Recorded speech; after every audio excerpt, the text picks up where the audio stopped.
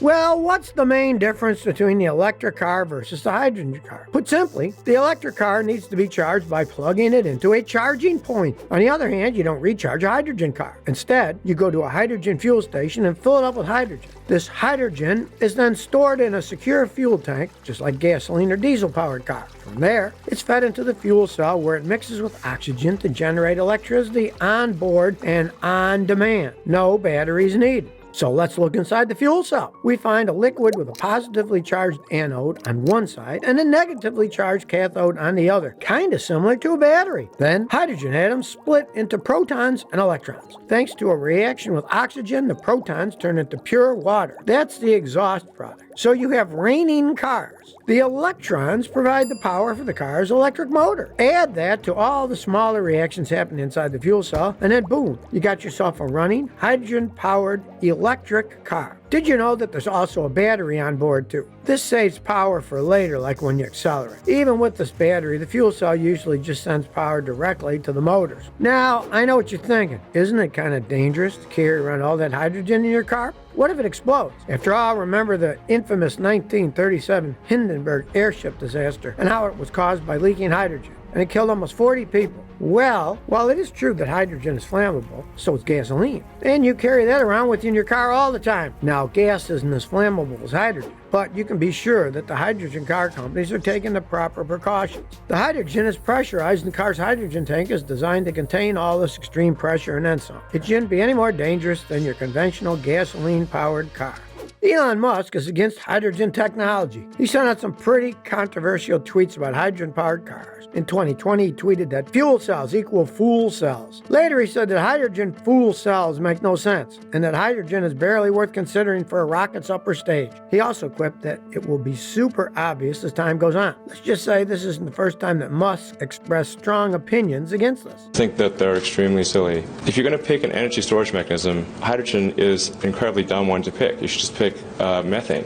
That will become apparent in the next few years. There's no reason for us to have this debate. So why all the hate for the hydrogen-powered car? Musk's main gripe is that the usability of hydrogen in a car, because it's very difficult to make and then to store it and use it. Part of the reason is because hydrogen is too low in density and it's flammable. If Elon Musk had to pick an alternative source to hydrogen, he'd rather choose methane or propane. Musk isn't the only one to hold a negative opinion on this. There's also Herbert Diess, CEO of Volkswagen. But the driving reason behind his anti-hydrogen view is the car's impact on the climate. He believes that hydrogen cars are bad for the earth. But one thing's for sure, don't expect either men to invest in hydrogen technology anytime soon. They have their money bet on battery cars, which they are producing. But it's not just these two men. Actually, did you know that the debate between lithium-ion batteries and hydrogen fuel cells has been raging for decades? Elon Musk is obviously on Team Lithium. After all, that's what his Tesla empire is built on. But actually, hydrogen fuel cells have been around much longer than lithium-ion batteries. Many people don't know this, but hydrogen fuel cells played a fundamental part in NASA's putting men in the moon in 1969. But in the end, lithium-ion batteries proved to be much easier to commercialize, especially for use in passenger cars. Look, if these two high-profile leaders of two major car brands are anti-hydrogen, then does this mean that hydrogen-powered cars are really all that bad? Well, let's compare the hydrogen car versus the electric car. First, let's talk about refilling. With the electric car, you need to recharge it. It can literally take hours. Your car doesn't care if you have an important job interview or a baseball game to catch. If it's got to charge, you got to wait. On the other hand, with the hydrogen car,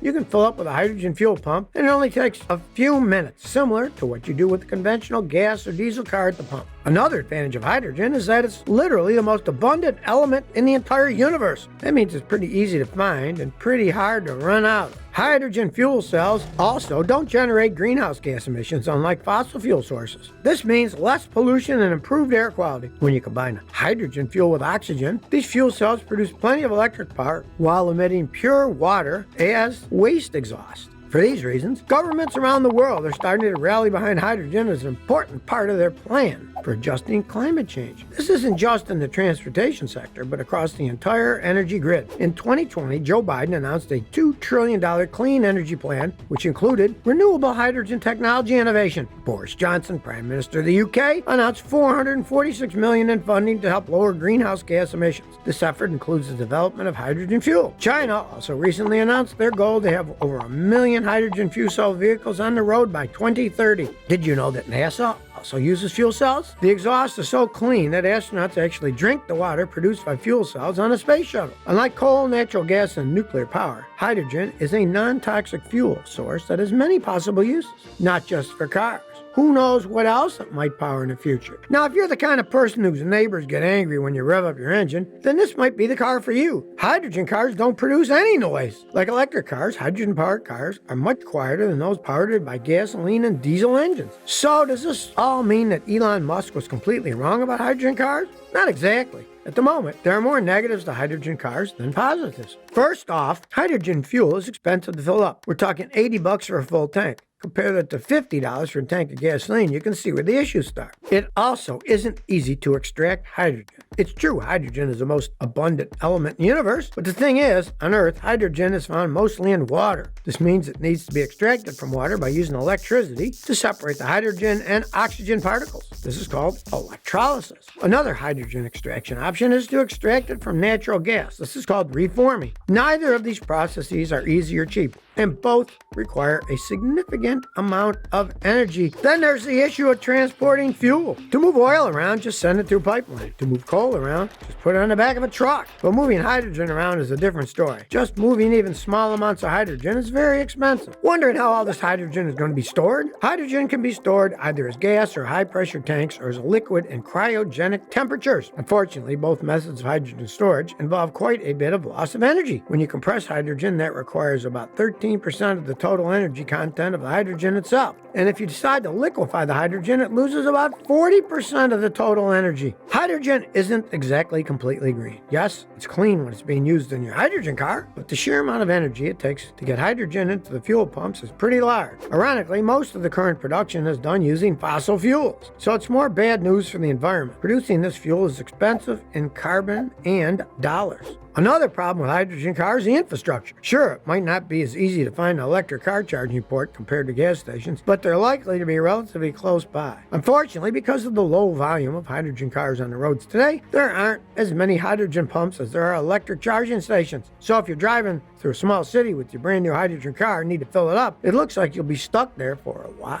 Despite all this, let's say you still decide to get a hydrogen car. Well, the bad news is there aren't a lot of choices at the moment. Right now, there's only 2 hydrogen cars publicly available in select markets, which are the Toyota Mirai and the Hyundai Nexo. Started at almost 50 grand, the Toyota Mirai has some downsides itself.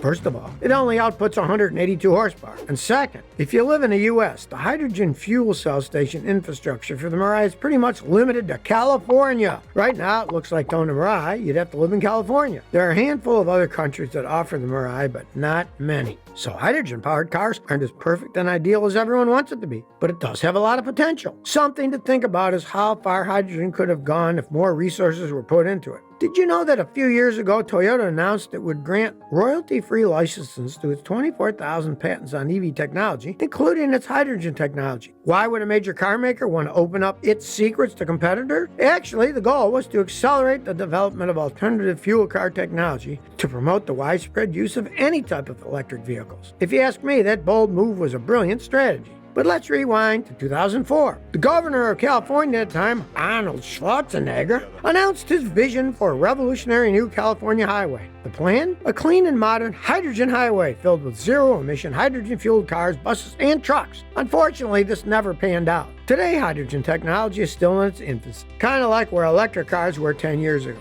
Only time will tell if hydrogen will succeed or fail.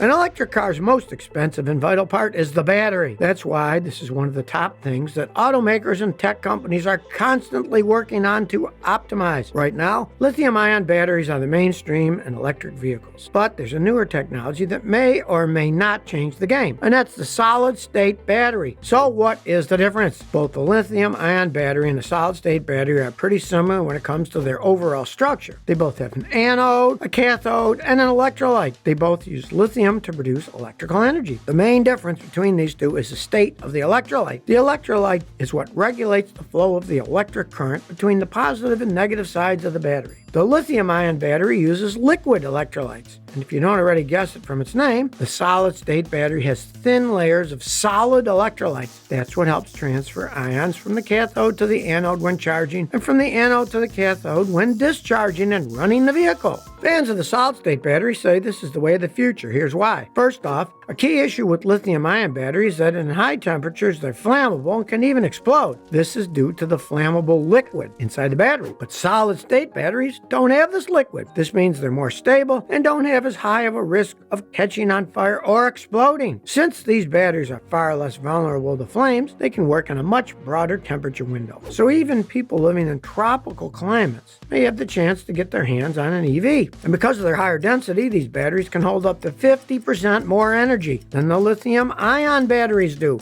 So you can see they can really pack a punch. And supposedly you can reach an 80% charge in about 12 minutes. To top it all off, solid-state batteries are more compact and lighter than lithium-ion ones. That is because all that liquid inside lithium-ion batteries makes them heavy. Because of this weight difference, a smaller amount of batteries is needed for solid state. Did you know that solid-state batteries are not a recent phenomenon? Actually, they were first used back in the 1970s in pacemakers for heart patients. So it didn't start with cars. In pacemakers, a sheet of lithium metal is placed in direct contact with solid iodine. This causes a short circuit which forms a new layer of lithium iodide between them. After this layer is formed, a small and constant current can flow from the lithium anode to the iodine cathode. And this happens for several years. Today you can find even solid-state batteries in your smartwatch. But let's talk about Tesla. They're at the top of the EV game right now. So what's their stand on solid state? Well, believe it or not, Tesla, and by that I mean Elon Musk, hasn't been too vocal on this. What we do know is that many of Tesla's patents are around battery charging and charging infrastructure. It is possible that maybe Tesla's just waiting for the technology to mature. For now, Tesla's putting all their eggs in the new 4680 battery. It's supposed to be a quantum leap forward in lithium-ion technology. It can store 5 times the energy at half the cost of Tesla's current 2170 battery that's used in the Model 3 and Y. Note that I didn't say it's 5 times more energy dense. It just contains 5 times more, and the units are also much bigger than the current 2170 and the previous 1865. Tesla claims that the 4680 will enable a 100-fold increase in battery production by the year 2030. So it looks like Tesla isn't for or against solid state. Instead, they're betting on their own technology. If they're doing their own thing, it's safe to say they haven't yet been sold on solid state.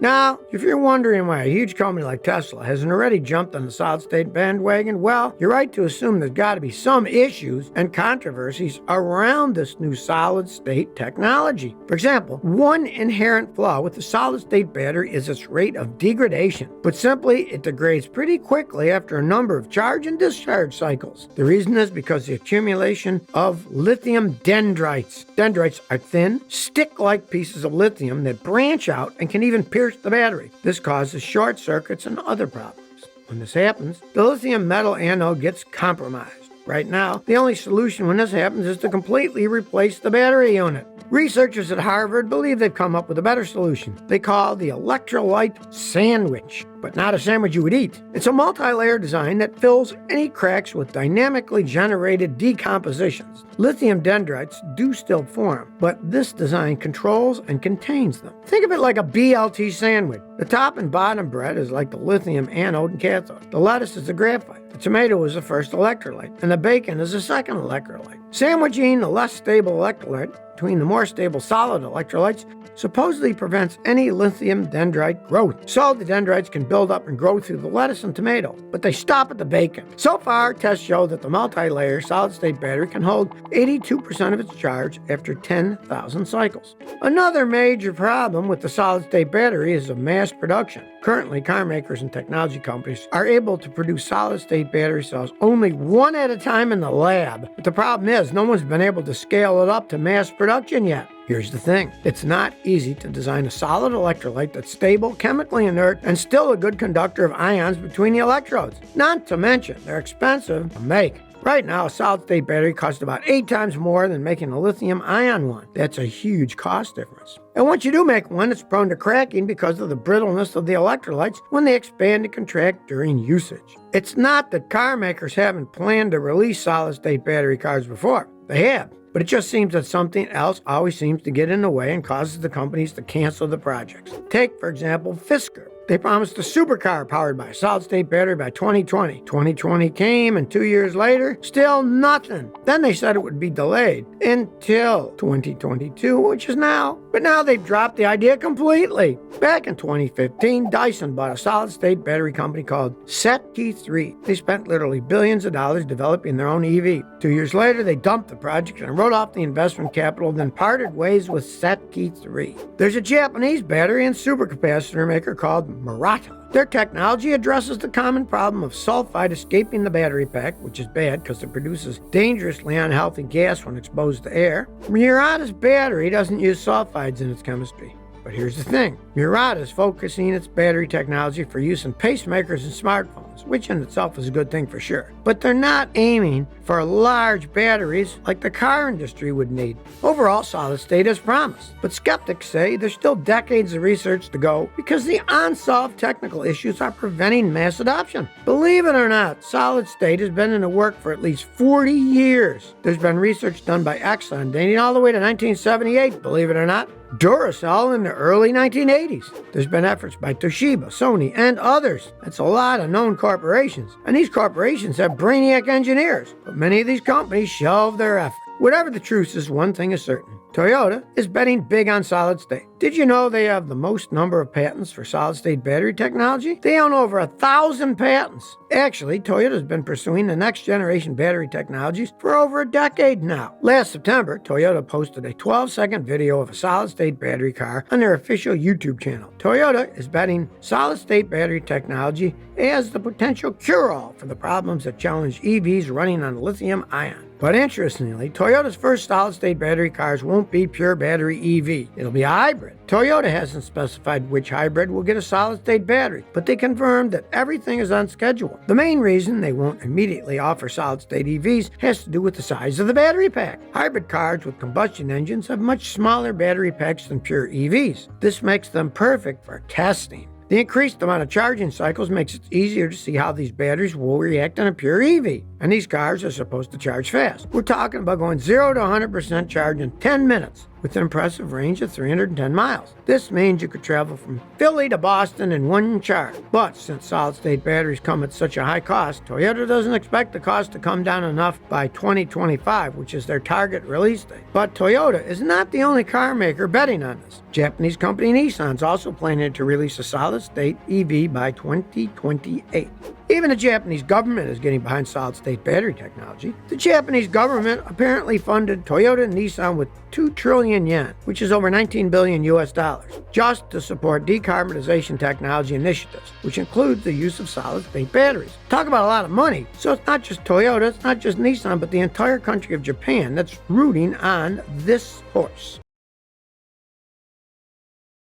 Did you know that the average passenger vehicle these days has between 60 to 100 sensors? And this number is sure to grow as cars get even smarter. Modern cars today are fitted with all kinds of sensors to ensure your car runs smoothly. They monitor conditions and notify you if changes need to be made. Sensors help narrow the range of issues, and you can save time when it comes to repairing and maintaining your car. In addition to identifying problems, sensors also help monitor and control essential things like fuel intake and heat. It all started back in the 1970s. At the time, automotive systems were mostly mechanical and electromechanical, like a doorbell. One of the problems with that system was that car parts wore out fast, and the cost of maintenance repairs could become costly while the auto mechanic worked to figure out the cause of a problem. This was especially true when the problems weren't as obvious as, for example, oil leaks or a misfiring engine. With the advent of computer systems and programs for car diagnostics, everything changed. Car makers started incorporating computer systems in vehicles to detect engine problems more easily. Of course, the earliest sensors weren't as effective as they are now. It wasn't until the 1990s that the sensors became much more useful. That's when they started to become more commonly used. By the year 2000, almost every car maker was embedding sensors with a central processor in the engine. So, how does a car sensor actually work? In a way, we could think about how the 5 senses work in a human body. Each of the 5 senses, sight, hearing, touch, taste, and smell, have its own special sensor that collects information and sends it to your brain. Think about that last time you accidentally touched a hot pan, or maybe the last time your eyes saw a fast car approaching you, or your ears heard another car's horn. In a similar way, your car's sensor detects changes in stimuli and transmits information to the processor in the engine. For example, the pressure sensor monitors changes to the pressure level. If the level exceeds a certain limit, the engine, through the processor, notifies you with an alarm or a light in the dashboard that the pressure is low. Many automotive sensors work in a similar way. Temperature sensors detect significant increase or decrease in vehicle temperature. They send information to the processor, which sends a parallel command to address the problem. For example, you can turn your AC on or off, or open and close your air inlets to regulate the heat. There are different types of sensors. The mass airflow sensor is usually located on the intake hoses between your intake manifold and the air filter box. It monitors the volume and density of air taken in by the engine. Some also measure the temperature of the air. It ensures that the right amount of fuel and air is in the mixture. If your MAF sensor fails, you'll see a checked engine warning light. Also, your gasoline consumption will be higher, and your car may stall or even stop moving. The MAF sensor is paired with an oxygen sensor. Also, in most cases that were made after 1996, the MAF sensor has an air intake temperature sensor in its structure. The oxygen sensor is crucial for maintaining the optimal level of oxygen in the exhaust system. It's located in the emission system on the exhaust. It measures your air-fuel mixture from the exhaust and also the catalytic converter's efficiency. This ensures the perfect ratio for efficient combustion, which impacts your car's performance and regulates the proper emission of gases. If the oxygen sensor fails, your car will consume more fuel, it may idle poorly, and it may even cause the car to jerk upon acceleration. Most cars have at least one oxygen sensor, while newer cars can have up to 4 for efficiency. Oxygen sensors have been in use for almost 50 years. It was invented by Dr. Gunter Baumann. Its usage became common in cars after the 1980s. The intake air temperature sensor, or IAT, is integrated into the MAF sensor in newer cars. Did you know that the temperature of the air in the engine is really important for achieving the maximum performance out of your engine? Cold air is denser than hot air, so the engine needs more fuel to maintain the right balance of air-fuel ratio. The IAT sensor is usually mounted on the intake manifold to gauge the temperature of the air coming in, then sends this information to the engine computer in order to make the necessary changes for the fuel injection to achieve the right air-fuel balance. The manifold absolute pressure sensor, or MAP, monitors the manifold pressure. The information gets sent to the ECU, which calculates the air density and thereby adjusts the fuel ratio as needed to maximize performance. Then we have the crankshaft sensor, which is also known as the engine speed sensor. You can find this electrical component in both diesel and gasoline engines. It monitors the position and rotating speed of the crankshaft. The information gets sent to the engine managing system, then controls various engine variables like fuel injection and ignition timing. This is a sensor that allows the system to determine when the spark plugs are lit, how to create the spark, and when it's time to ignite the injectors. In addition, this sensor measures the crankshaft speed in revolutions per minute. It consists of a notch, disc, and a magnetic coil. When the crank rotates, it generates a current and a magnetic field around the coil, which is then stopped by the disc. That's how it counts the rotations. By the way, this is the only sensor, if it were to fail, that can lead to a complete engine stop. We also have the camshaft sensor. It works together with the crankshaft sensor to determine the precise position of the crankshaft. A camshaft sensor that's working properly keeps tabs on the sequence of opening and closing of the valves. This information feeds to the ECU, and then the ECM can regulate the timing of the ignition and fuel injection. This is important because engine timing relies on perfect choreography of the crankshaft and camshaft. If the positions do not align properly, it'll strain your engine. If either of these sensors fail, one symptom you may see is the emission of white smoke from your engine, and normally your checked engine light will then come on.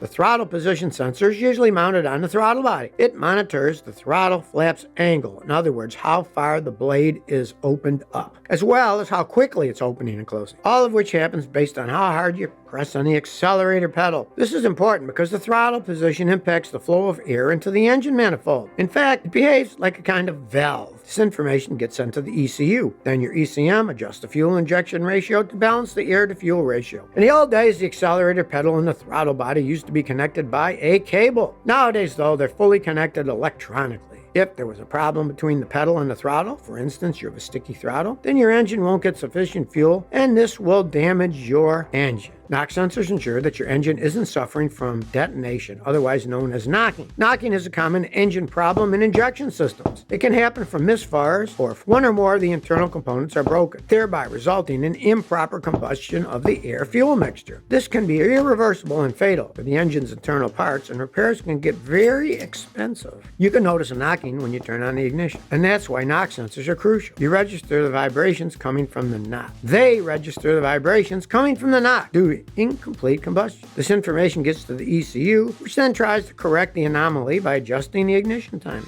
The coolant temperature sensor, or CTS, sounds self-explanatory. It measures the temperature of the coolant or antifreeze in the cooling system. This is a way to gauge your engine's overall heat. That's critical to monitor because if your engine gets too hot, it will suffer damage. The CTS sends the temperature information to the ECU. If the temperature isn't within normal levels, then the ECM will address the problem by changing the fuel injection rate or the ignition timing, or switching the electric cooling fans on or off. Speaking of temperatures, there's also a fuel temperature sensor on modern cars. The name speaks for itself. It monitors the temperature of the fuel. That's important because it impacts fuel density. Hot fuel is less dense than cold fuel. The density impacts how much fuel gets injected, so the fuel temperature sensor helps regulate fuel uptake. Speaking of fuel, there's also a fuel pressure sensor on more modern cars. It's most commonly mounted on your fuel pressure rail, although sometimes it's on the fuel pressure line. Your ECU needs to know if and when the fuel pressure changes. For example, an increase in pressure results in richer fuel mixtures, whereas a decrease leads to a leaner mixture. The sensor itself is cheap to buy, but it can get messy and a lot of fuel can leak out. Well, we just covered a few of the important sensors on your car, without which your engine can't perform effectively, if at all. Of course, there are a lot more important sensors we haven't yet covered. While some of them are more important than others, they all serve an explicit purpose. Sensors make the lives of drivers much easier than before. It helps the car react to itself and address anomalies. It also helps us to detect faulty parts and warns and notifies us so that we can keep safe on the road and also keep our engine properly maintained. Sensors are the unsung heroes of your car.